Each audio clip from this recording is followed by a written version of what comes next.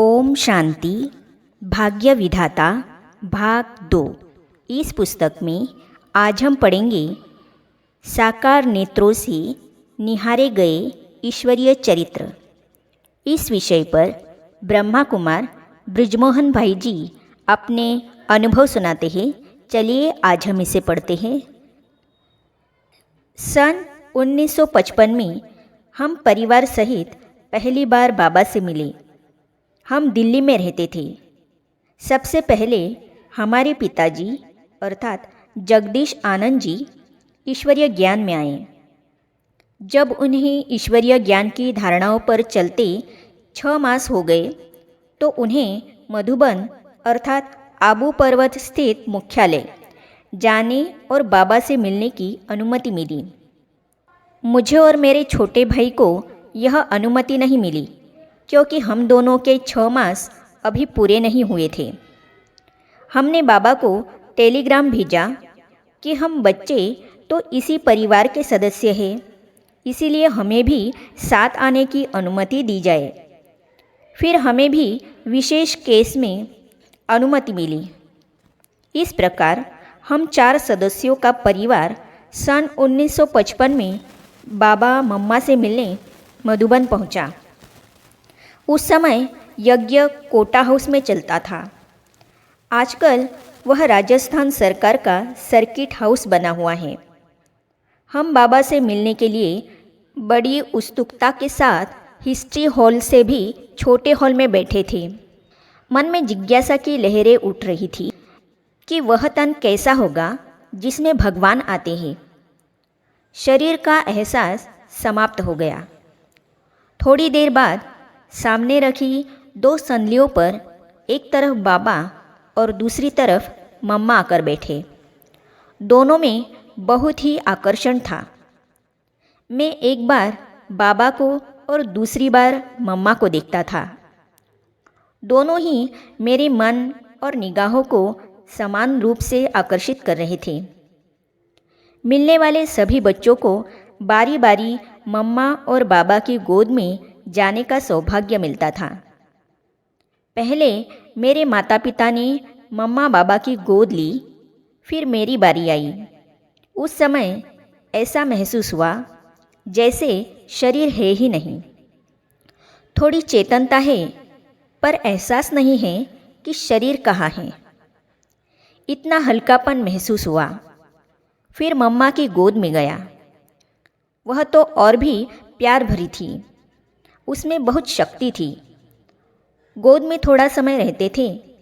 समय पूरा होने पर बाबा या मम्मा पीठ पर थपकी देते थे कि तुम्हारा समय पूरा हो गया। मुझे भी मम्मा ने थपकी दी। मैं थोड़ा उठा और फिर दूसरी बार गोद में चला गया। मुझे इतना अच्छा लग रहा था कि अब उठना नहीं है। बहुत ही प्यारा अनुभव था। जीवन में पहली बार ऐसा प्यारा अनुभव हुआ। लौकिक अलौकिक दोनों सेवा करो। इसके बाद दूसरे कमरे में जाकर हमारे परिवार को बाबा से मिलना था। मिलते समय मेरे लौकिक पिताजी ने, जिन्हें ईश्वरीय पढ़ाई और ईश्वरीय सेवा में आगे बढ़ते जाने का बहुत उमंग था, बाबा को कहा, बाबा मैं लौकिक कार्य छोड़कर ईश्वरीय सेवा में लगना चाहता हूँ। बाबा के तन में तो शिव बाबा थे। बाप दादा दोनों एक ही तन में थे। बाप दादा ने बहुत मुस्कुराते हुए कहा, तुम्हारा तो परिवार है, तुम्हें निमित्त बनकर परिवार को भी संभालना है। लौकिक अलौकिक दोनों सेवा करो। इसके बाद लौकिक माताजी की बारी आई। बाबा ने कहा, वैसे तो तुम नष्टो मोहा हो, लेकिन मैं जगदीश आनंद बच्चे को अर्थात मेरे पिताजी को कहूँगा कि किसी तीर्थ स्थान पर आपको सेवा केंद्र खोलकर दे, वहाँ आप रहो। इससे आप और अधिक नष्टो मोहा हो जाएंगी और तीर्थ पर बाबा की सेवा भी हो जाएगी। मथुरा दिल्ली के पास है। पिताजी ने वहाँ सेवा केंद्र खोल दिया। माताजी वहाँ अंतिम घड़ी तक रही। हम उनको कहते थे, अब उम्र बड़ी हो गई है, हमारे पास आ जाओ, कहती थी। बाबा ने मुझे यही बिठाया है, यही बैठूंगी। किसी भी जिज्ञासु को वे ईश्वरीय ज्ञान इतनी तल्लीनता से सुनाती थी कि शरीर के दुख दर्द का एहसास ही नहीं होता था। ईश्वरीय शक्ति उनको चलाती रही। जन्मपत्री जानकर दी राय। मैं उस समय लॉ कॉलेज में पढ़ता था और चार्टर्ड अकाउंटेंसी की ट्रेनिंग ले रहा था। बाबा ने मुझे कहा, तुम अपनी पढ़ाई पूरी कर लो। मेरे से 2 साल छोटा मेरा भाई भी कॉलेज में पढ़ता था। उसको बाबा ने पढ़ाई छोड़ने के लिए कहा। भले ही बाबा ने सबको अलग अलग श्रीमत दी, पर इसी में कल्याण था। छोटे भाई ने 3 साल बाद शरीर छोड़ दिया। पढ़ाई छोड़कर उसने इस 3 वर्षों में बहुत ईश्वरीय सेवा की। बाबा ने मुझको पढ़ने के लिए कहा। उनको मालूम था कि इसको अभी इस शरीर में रहना है। इस प्रकार बाबा ने हर एक को उसकी जन्मपत्री जानकर राय दी। घर में खुल गया सेंटर। बाबा से मिलकर हम अपने लौकिक घर आ गए और हमें समयानुसार बाबा से मार्गदर्शन मिलता रहा। दिल्ली में पहले हमारे संयुक्त परिवार में सेंटर खुला। फिर पिताजी ने सेवा केंद्र को संयुक्त परिवार से थोड़े अलग स्थान पर कर दिया। यह दिल्ली का दूसरे नंबर का सेंटर था। पहले सेंटर अर्थात कमला नगर पर हमने ज्ञान लिया था। दूसरा सेंटर हमारे घर में चलने लगा। उसमें दादी प्रकाशमणि एक शिक्षिका के रूप में नियुक्त हुई। हम साथ ही खाते रहते थे। जैसे सेंटर और घर आपस में मिल गए थे। जिन दिनों चार्टर्ड अकाउंटेंट की परीक्षा थी, मैं प्रतिदिन दादी प्रकाशमणि जी से दृष्टि लेकर ही जाता था। उन दिनों यह पढ़ाई काफ़ी मुश्किल होती थी। पहले प्रयास में कोई मुश्किल ही पास होता था, पर मेरे परीक्षा परिणाम में मैं सफल हो गया। मैं बहुत खुश हो गया कि बाबा ने ज्ञान योग की शक्ति से आसानी से पास करा दिया। क्यों झूठ सच का धंधा करते हो? पास होने के बाद मैंने दिल्ली के सदर बाज़ार में अपना चार्टर्ड अकाउंटेंट का कार्यालय खोला। प्रैक्टिस शुरू कर दी। इसके 8 मास बाद हम फिर आबू में बाबा से मिले।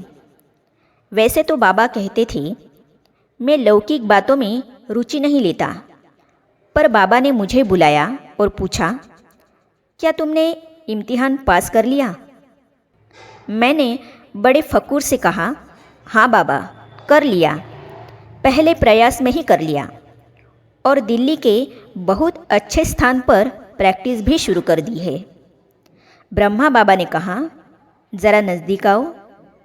मैं बाबा के और नज़दीक चला गया। क्या बाबा का व्यक्तित्व था, क्या चेहरे की रूहानियत थी। बुजुर्ग तो थे ही, तांबे जैसा दहकता हुआ तपस्वी शरीर था। मुझे बोले, तुमको 2 रोटी ही तो खानी है ना, तो तुम काहे को यह झूठ सच का धंधा करते हो? तुम जाकर कोई सरकारी नौकरी कर लो। मैंने उसी समय फैसला कर लिया कि मैं जाते ही प्रैक्टिस बंद करके नौकरी शुरू करूँगा। हमारे ख़ानदान में किसी ने नौकरी नहीं की थी। दिल्ली जाकर मैंने अपने भाई से कहा, ऑफिस के सभी चेयर्स, क्लाइंट की अकाउंट बुक्स वापस कर दो, फर्नीचर सेवा केंद्र पर भेज दो। फिर मैंने उस ऑफिस में कदम नहीं रखा और अखबार में चार्टर्ड अकाउंटेंट की नौकरी की वैकेंसी अर्थात रिक्ति देखकर हाथ से ही अर्जी लिखकर भेज दी। आगे हम पढ़ेंगे आज्ञाकारी को सदा मदद। बाबा की शक्ति कार्य कर रही थी। भाकड़ा नंगल में फर्टिलाइज़र अर्थात उर्वरक की नई कंपनी खुल रही थी। अभी ग्राउंड में केवल ऑफिस बनाया था। उसमें इंटरव्यू अर्थात साक्षात्कार के लिए मुझे बुला लिया गया। मैं चल पड़ा।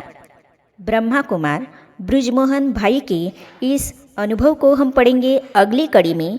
तो ये जानने और पढ़ने के लिए इस चैनल को सब्सक्राइब करने के साथ ही साइड में जो बेल आइकॉन है उसे भी क्लिक कीजिए, ताकि आने वाली सभी वीडियो और अब तक की सारी वीडियो आप तक पहुंचती रहेगी। ओम शांति।